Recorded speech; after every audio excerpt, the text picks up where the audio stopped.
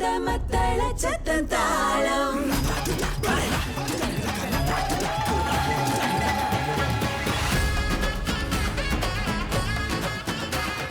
நெஞ்சும் துடித்திடும் அந்த சத்தத்தில் தாளம் முரசு கொட்டும் அந்த மத்தள சத்தம் தாளம்.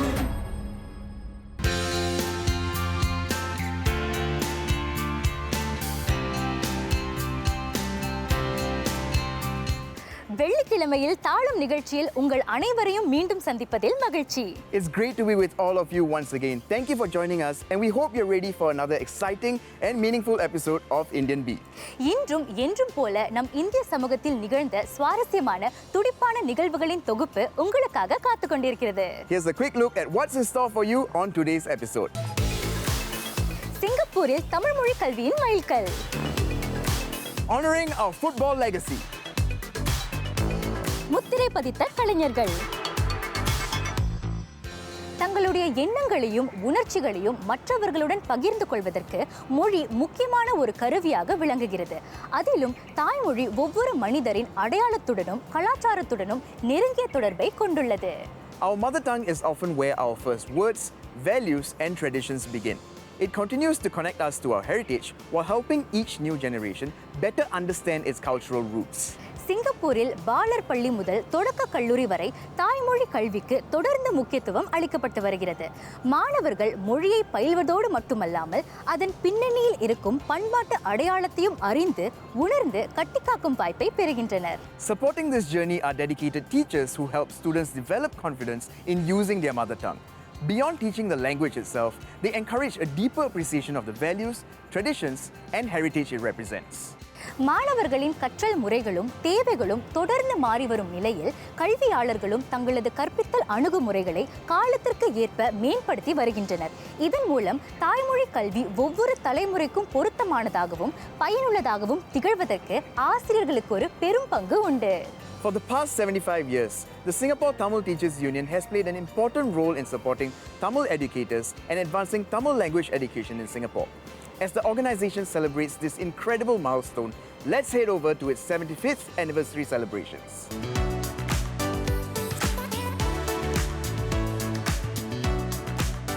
சிங்கப்பூர் தமிழாசிரியர் சங்கம் அதன் 75ஆம் ஆண்டு நிறைவை கொண்டாடும் நிகழ்ச்சி தற்போது இடம்பெற்றுக் கொண்டிருக்கிறது. சிங்கப்பூரில் உள்ள தமிழ் ஆசிரியர்களின் தரத்தையும் தகுதியையும் உயர்த்தும் வழிகளை கண்டறிந்து அதற்கேற்ற மாற்றங்களை சங்கம் செய்து வருகிறது. தமிழ் கற்றல் கற்பித்தலில் காலத்திற்கு ஏற்ற மாற்றங்களை கொண்டு வருவதிலும் சங்கம் கவனம் செலுத்துகிறது. இந்த 75ஆம் ஆண்டு நிறைவு கொண்டாட்டம் சிங்கப்பூர் தமிழாசிரியர் சங்கத்தின் முக்கியத்துவத்தை எடுத்து கூறும் வகையில் நடைபெறுகிறது. இந்த முக்கிய நிகழ்ச்சியில் சிறப்பு விருந்தினராக பிரதமர் திரு லாரன்ஸ் வாங் கலந்து கொண்டார்.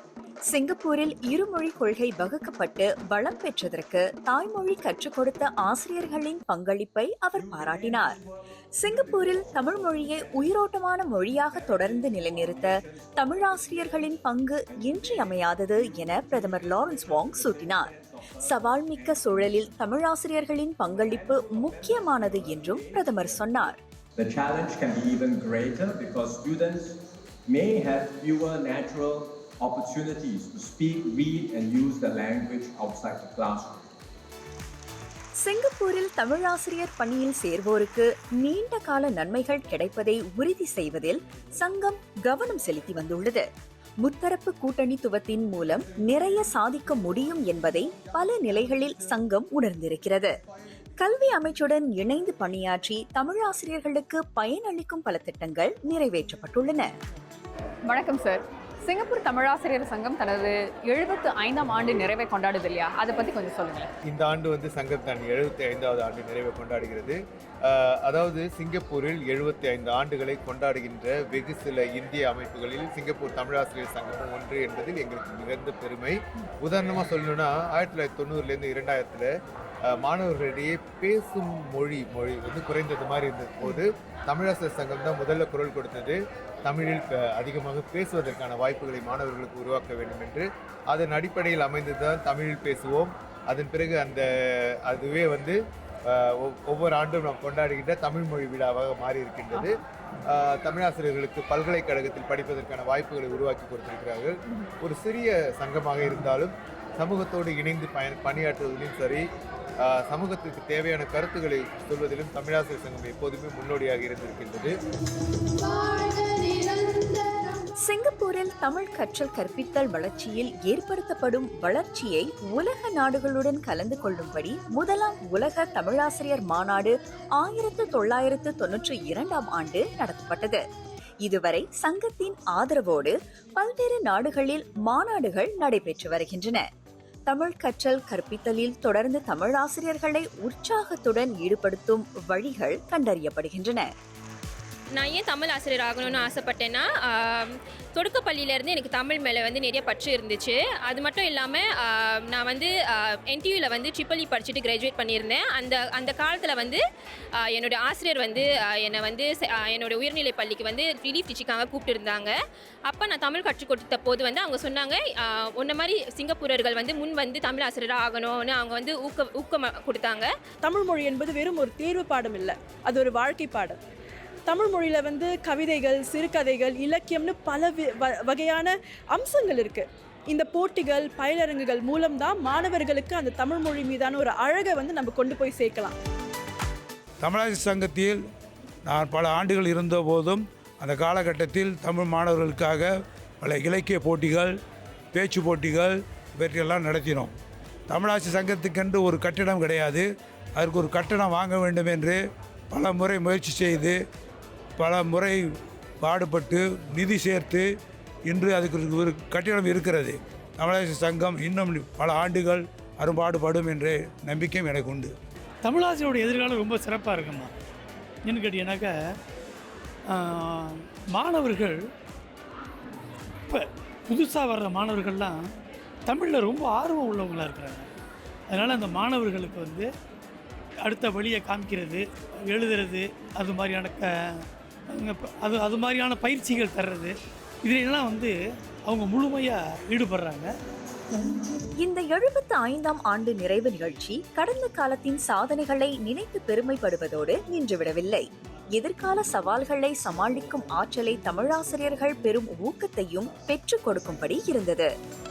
சிங்கப்பூர் தமிழாசிரியர் சங்கம் வந்து 75 ஆண்டு காலமாக இங்கே இருந்துகிட்டு இருக்கு. இந்த 75 காலமாக பல ஆசிரியர்களை உறுதுணையாக நின்று உருவாக்கிய பெருமை தமிழாசிரியர் சங்கத்துக்கு இருக்குது.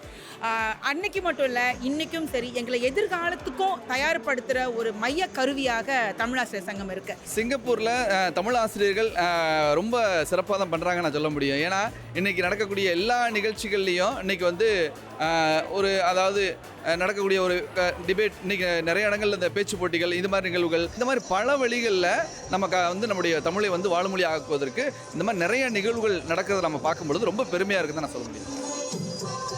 தமிழ்மொழி கல்வியின் கடந்த காலத்தை கொண்டாடி நிகழ்காலத்திற்கு தேவையானதை செய்து எதிர்கால வளர்ச்சியை பற்றி சிந்தித்து செயல்பட வேண்டும். தமிழ் கற்றல் கற்பித்தலில் உள்ள சவால்களை காலத்திற்கு ஏற்ப கண்டறிந்து தமிழ் ஆசிரியர்களுக்கு ஒரு வழிகாட்டியாக இருந்து வருகிறது சிங்கப்பூர் தமிழ் ஆசிரியர் சங்கம்.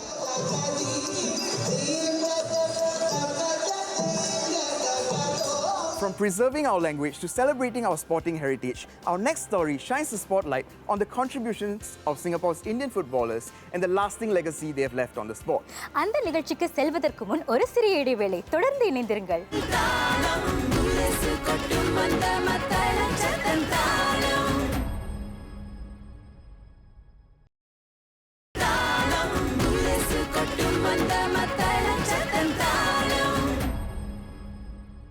ரிஷி, உலக கிண்ண காற்பந்து போட்டி அண்மையில் வெற்றிகரமாக முடிந்தது. அது நமக்கு ஏராளமான மறக்க முடியாத தருணங்களை வழங்கிய அதே வேளையில் சிங்கப்பூர் காற்பந்து அணியும் என்றும் நினைவில் நிற்கும் வரலாற்று சிறப்புமிக்க சாதனைகளை படைத்துள்ளது, இல்லையா? Absolutely, Divya. One of Singapore football's most unforgettable achievements came in 1994 when the Lions completed a historic double by winning both the Malaysia League and the Malaysia Cup in the same season.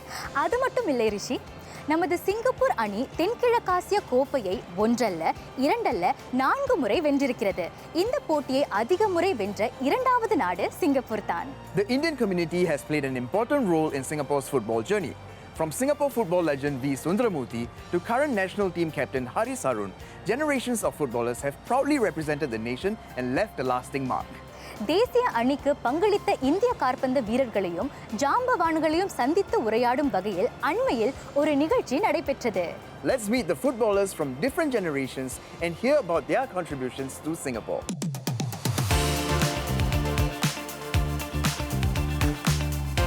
Launched as part of the Indian Heritage Centre's 10th anniversary celebrations in 2025, the In-Gallery Conversation series invites visitors to uncover the stories behind its exhibits through conversations with artists, scholars, artifact donors, and community leaders. This edition, organised in collaboration with Sport Singapore and the Football Association of Singapore, explored Singapore's football heritage through an engaging conversation featuring current and former footballers, alongside personalities who have made significant contributions to the local game. So football is not just a sport, it's one that actually teaches a lot of values, and this is something that we thought will be something that the footballers themselves can bring across to the audience. And like I mentioned in the moderation in itself, the role of spectatorship is very, very important to keep the football fever alive. The session began with a panel discussion where speakers shared their personal experiences and reflected on defining moments that have shaped Singapore's football history. For many Singaporeans, football has created some of the nation's most unforgettable sporting memories. From the electrifying atmosphere of the National Stadium to the historic Malaysia Cup triumphs, these moments have inspired generations of players and supporters alike. I had a 2-year contract, so 92-93. And what do we do to get out of Division 2? So I was lucky to have a general manager in Patrick Ang, who sat down with me and said, look, we need to take different steps. Money is available. Let's go out and get the players, Singaporean players especially, who have left us for greener pastures. So Fandi, Sundram, Malik Awab, these names came into the fray. With Alistair Edwards, Jangjung, Abbas, we managed to get the backbone of the team, the spine of the team. Over the years, members of the Indian community have played a significant role in Singapore's football journey as players, coaches, officials, and devoted supporters. Among them is N. Narayanasamy, a founding member of the Civilians Association Singapore, who shares his reflections on this enduring legacy and the community's lasting contribution to the local game. In those days, there were a lot of Indian teams in Farrer Park area, in almost all Singapore areas. There are a lot of Indian teams. Sembawang area, Bukit Panjang, Tengah, Seletar. So many Indian clubs all over Singapore. The conversation also explored the personal journeys behind Singapore's footballing story, with former national player Subramani sharing memories from his time representing the nation. Once when I was playing in Safsa, probably early 90s, we had a Safsa team comprising of 13 Indian boys in the team. Singapore being a multinational country, if you can see 3 different races in the team, that would be good. And I really hope we can see more Indian boys in the future. Looking to the future, young footballers shared their aspirations and experiences representing Singapore on the international stage, carrying forward the legacy of those who came before them. My aspirations definitely will be to make my debut for the national team, to get called up, to play the national stadium. Also for club football-wise, I want to pursue my career overseas, so hopefully one day I can do that. My hopes for women's football in Singapore is for it to grow and for it to get the same recognition as the men's side. I think the men's side gets a lot more people showing up to games, a lot louder cheers and everything. And the women's side, it's getting better than it has been, but there's still room for improvement. And my personal goals and aspirations are to stay and try to get called up to the women's team and contribute. The session concluded with an interactive dialogue where attendees engaged the speakers with questions and exchanged perspectives on Singapore's football heritage. The event was very well organized and I see many familiar faces because I was watching them playing back in those times, and it was a very good event.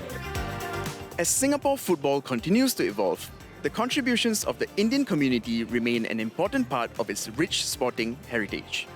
Through conversations like these, the stories and experiences of past and present generations continue to inspire those who will shape the future of the beautiful game.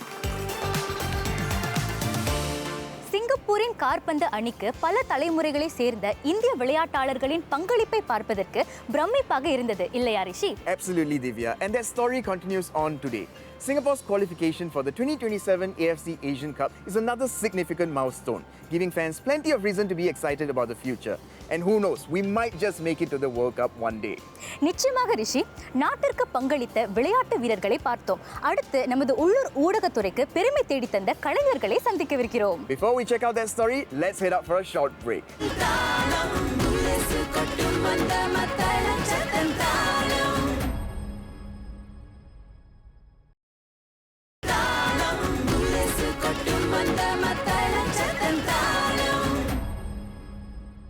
இடைவேளைக்கு பிறகு மீண்டும் இணைகிறோம். You're joining us right in time for our last story.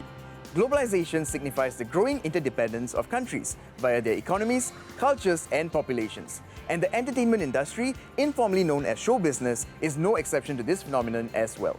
தொழில்நுட்பம் மற்றும் சமூக ஊடக வளர்ச்சியின் காரணமாக இன்று நமது உள்ளூர் படைப்புகள் உலகளாவிய படைப்புகளாக மாறிவிட்டன. உள்ளூர் கலைஞர்களும் அனைத்துலக பிரபலங்களாக மாறிவிட்டனர். Today, there are numerous streaming platforms offering a plethora of content from all over the world.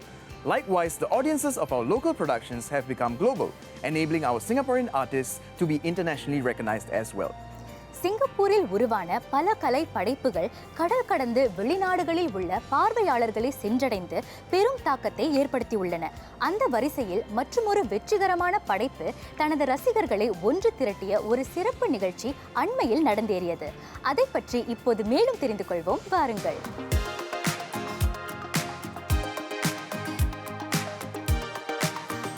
MediaCorp வசந்தம் மற்றும் 360 என்டர்டெயின்மெண்ட் ப்ரொடக்ஷன்ஸ் இணைந்த தயாரிப்பில் ஒளிபரப்பாகி உலகளவில் 100 கோடிக்கும் அதிகமான பார்வையாளர்களை பெற்று சாதனை படைத்த மஸ்ட் டேட் த பிளேபாய் தமிழ் நாடகத் தொடரின் மாபெரும் வெற்றியை கொண்டாட ரசிகர்கள் ஒன்று திரண்டனர்.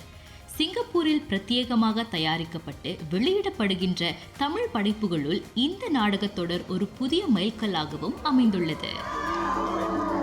I think this is a really defining moment for MediaCorp's Tamil content, as this proves that our local stories can resonate between people locally and internationally. It's important for MediaCorp to explore new storytelling platforms because new ideas are not just present on TV's platform, it's almost present everywhere. So being aware of the entire landscape is very important. Can I be your girlfriend? உலகம் முழுவதும் உள்ள அனைத்து வயதினரையும் இந்த கதை வெகுவாக கவர்ந்திருந்தாலும் குறிப்பாக இளையர்கள் வாழ்க்கையில் நிகழும் காதல், நட்பு, உறவுகள் மற்றும் உணர்வு பூர்வமான தருணங்களை மையமாக கொண்ட கதைக்களத்துடன் ஆழமாக ஒன்றிணைந்தனர். அவர்களுடைய வாழ்க்கை அனுபவங்களை பிரதிபலிக்கும் பல அம்சங்கள் இடம்பெற்றிருந்ததால் இந்த தொடர் இளம் பார்வையாளர்களிடையே பெரும் வரவேற்பை பெற்று தனித்துவமான இடத்தை பிடித்தது. MediaCorp வசந்தம் தான் வந்து இந்த ஒரு வாய்ப்பை வந்து ஏற்படுத்தி கொடுத்தாங்க. இந்த புக்கு எழுதுனது வந்து 2013 இமா டெலாஸ் சென்டோஸ் அப்படின்னு சொல்லிட்டு ஒரு ஃபிலிப்பினோ யூகே ரைட்டரால் எழுதப்பட்டது. அது இன்னைக்கு, அதாவது 2026க்கும் ஃப்ரெஷ்ஷாக இருக்குது அப்படிங்கிற போது வந்து இட்ஸ் பிகாஸ் காலங்கள் கடந்தாலும் நம்ம அந்த ஒரு வயசில் இருக்கும் போது, ஒரு 19-20 வயசில் இருக்கும் போது நம்மளுக்கு சரியாக ஒரு முடிவெடுக்க தெரியாது இல்லையா. நம்ம இன்னும் லேர்ன் பண்ணிக்கிட்டு தான் இருக்கோம், நம்மளுக்கு அந்த அனுபவம் கிடையாது இல்லையா. ஸோ அது வந்து எல்லாருக்கும் ரிலேட்டபிளான ஒரு ஃபேஸ் ஆஃப் லைஃப் அப்படிங்கிற மாதிரி நான் அதை பார்க்குறேன். இத்தொடரின் வெற்றிக்கு மற்றொரு முக்கிய காரணம் அதன் இளமை துள்ளும் பாடல்கள் மற்றும் பின்னணி இசை. காதல், நட்பு மற்றும் இளைய தலைமுறையின் உணர்வுகளை அழகாக வெளிப்படுத்திய பாடல்களும் பின்னணி இசையும் சமூக ஊடகங்களில் பெரும் வரவேற்பை பெற்றன. குறிப்பாக சமூக ஊடக பிரபலங்கள் மற்றும் பொதுமக்கள் மத்தியில் இந்த இசை தொகுப்புகள் கோடிக்கணக்கான விருப்பங்கள், பகிர்வுகள் மற்றும் மறுபதிவுகளை பெற்று தொடரின் பிரபலத்தையும் தாக்கத்தையும் மேலும் உயர்த்தின. இசை வந்து ஒரு வழி, இந்த பாதையில் வந்து அவங்க செல்றதுக்கு இசை ஒரு வழியாக அமையுது. அதை நினைக்கும் போது எனக்கு ரொம்ப சந்தோஷமாக இருக்குது. அதை தாண்டி நார்மலி இந்த பின்னணி இசை அதை வந்து பெருசாக கவனிக்க மாட்டாங்க. It's always like a background character, அதனால தான் அதுக்கு பேர் பேக்ரவுண்ட் ஸ்கோர் பின்னணி. பட் பின்னணி இசை வந்து ஒரு முன்னணி இசை மாதிரி நம்ம ரசிகர்கள் வந்து ரசித்து அதை பற்றி பேசுகிறது ரொம்ப சந்தோஷமாக இருக்குது. அது வந்து உண்மையிலேயே மனசை வந்து நெகிழ வைக்குது. பார்வையாளர்களின் மாபெரும் எண்ணிக்கை கொண்டாடப்பட்டதோடு இத்தொடரின் வெற்றிக்கு பின்னால் இருந்து உழைத்த திறமையான கலைஞர்களின் அர்ப்பணிப்பும் படைப்பாற்றலும் இந்நிகழ்வில் கௌரவிக்கப்பட்டது. இந்த கதையை பார்க்கும்போது ரியலிசம்னு ஒரு விஷயம் இருந்துச்சு. ரியலிஸ்டிக்காக கேரக்டரைசேஷன் பண்ணுறது, காதல், நட்பு, உறவு இது எல்லாமே இந்த கதையில் இருந்துச்சு. ஸோ கண்டிப்பாக இதுலேருந்து ஒரு டேக்அவே இருந்திருக்கும், பல டேக்அவேஸ் இருந்திருக்கும். பட் இட்ஸ் பீப்புள்ஸ் பெர்ஸ்பெக்டிவ், அதுதான் நான் சொல்லுவேன். நிறைய பேருக்கு ரீச் ஆகும்னு தெரியும், ஆனால் இந்த அளவுக்கு வரவேற்பு கிடைக்கும், இந்த அளவுக்கு வந்து சப்போர்ட் பண்ணுவாங்க, இந்த அளவுக்கு வந்து ஒரு கண்டிஷனல் லவ் காட்டுறாங்க, அது கண்டிப்பாக எதிர்பார்க்கவே இல்லை. பிகாஸ் நம்ம ஃபார்சி பண்ணலாம், ஓகே இது ஒரு நல்ல ஷோவாக வரணும், நிறைய பேருக்கு ரீச் ஆகணும், நிறைய பேருக்கு வந்து பிடிக்கணும், நம்மளோட கேரக்டருக்கு கனெக்டட் ஆகணும்னு சொல்லிட்டு. But the amount of love அது எவ்வளோ வருது, எந்த அளவுக்கு வருது வந்து நம்ம கெஸ் பண்ண முடியாது. So I think it's a great blessing and ரொம்ப சந்தோஷமாக இருக்குது. இந்த அளவுக்கு வேர்ல்டு வைடாக ரீச் ஆகிருக்கிறது வந்து கண்டிப்பாக எதிர்பார்க்கல. இதுதான் என்னோடய first lead role drama. So இந்த முதல் ட்ராமாலே இவ்வளோ சக்ஸஸ் வரும்னு நான் எதிர்பார்க்கவே இல்லை. அண்ட் கண்டிப்பாக அதற்கு காரணம் வந்து MediaCorp, 360 என்டர்டெயின்மெண்ட் ப்ரொடக்ஷன், அப்புறம் நம்ம காஸ் அண்ட் தென் க்ரூ எல்லாரும் இவங்கெல்லாம் ரொம்ப ஹார்ட் ஒர்க் போட்டு டே அண்ட் நைட் அவங்க வந்து இதுக்காக உழைச்சிருக்காங்க. அண்ட் இவங்கள எல்லாரும் காரணம் தான் இந்த சக்ஸஸ்ன்னு சொல்லுவேன். என்னை பொறுத்த வரைக்கும் எல்லா வேலையிலையும் நம்ம சிறப்பாக செய்யணும், பெஸ்ட்டு கொடுக்கணும். அதே மாதிரி தான் இந்த டீமில் எல்லோரும் பண்ணாங்க. Every team I think from sound crew, makeup crew இருக்கட்டும், காஸ்ட்டாக இருக்கட்டும், the whole ப்ரொடக்ஷன் எல்லாரோட எஃபர்ட் தான். இது இல்லாமல் நம்ம எங்கேயும் சேர்ந்துருக்க முடியாது, இந்த அளவுக்கும் நம்ம இந்த மைல் ஸ்டோனை ரீச் பண்ணியிருக்க முடியாது. நிச்சயமாக நம்மளாம் எதிர்பார்க்கவே இல்லை, அவ்வளோ கஷ்டப்பட்டோம் ஆக்சுவலி. ஆனால் கடை தாண்டி போய் நடித்தோம், எல்லாருக்கும் ஒரு நல்ல ரெக்கக்னிஷன் கிடச்சிச்சுன்னு நான் நம்புகிறேன். இந்த மாதிரி ஒரு வாய்ப்பு எல்லாருக்கும் அமையாது. ஸோ நம்மளுக்கு இந்த வாய்ப்பு அமைஞ்சது வந்து நம்ம ரொம்ப பிளெஸிங்காக பார்க்குறோம். இந்த தொடரை உலகளாவிய வெற்றியின் உச்சிக்கு கொண்டு சென்ற பார்வையாளர்களின் அன்பும் ஆதரவும் தான் தங்களுக்கு மிகப்பெரிய ஊக்கமாக இருந்ததாக கூறி அனைவருக்கும் மனமார்ந்த நன்றியை தெரிவித்தனர். பொழுதுபோக்கின் சக்தியின் மூலம் பல்வேறு நாடுகள், கலாச்சாரங்கள் மற்றும் பின்னணிகளை சேர்ந்த பார்வையாளர்களின் மனங்களை இணைத்த இந்த தொடர் சிங்கப்பூர் தமிழ் படைப்புகளின் உலகளாவிய தாக்கத்தை மேலும் வலுப்படுத்தியுள்ளது. It is really heartwarming to see our local artists getting recognized for their talent and hard work on the global stage. Genuine effort will always find its due credit and recognition. சரியாக சொன்னீர்கள் ரிஷி. இத்துடன் இன்றைய நிகழ்ச்சியின் நிறைவை எட்டியிருக்கிறோம். விடை பெறுவதற்கு முன் ஒரு சிறிய சிந்தனை. சலித்துக் கொள்பவன் ஒவ்வொரு வாய்ப்பிலும் உள்ள பிரச்சனைகளை பார்க்கிறான், சாதிப்பவன் ஒவ்வொரு பிரச்சனையிலும் உள்ள வாய்ப்பை பார்க்கிறான். நம் வாழ்க்கையில் நாம் சந்திக்கும் இன்னல்களை தடைக்கற்களாக பார்க்காமல் படிக்கற்களாக பார்க்க வேண்டும். தொடர்ந்து விடாமுயற்சியுடன் செயல்பட வேண்டும். உங்களுக்கு வெற்றி நிச்சயம். On that wonderful note, signing off is Divya Shalini, ரிஷி வர்மன். நீங்கள் இதுவரை பார்த்த நிகழ்ச்சி தாளம் Indian Beat. Bye. நெஞ்சம் துடித்திடும் அந்த சத்தத்தில் தாளம், முரசு கொட்டும் அந்த மத்தள சத்தம் தாளம்.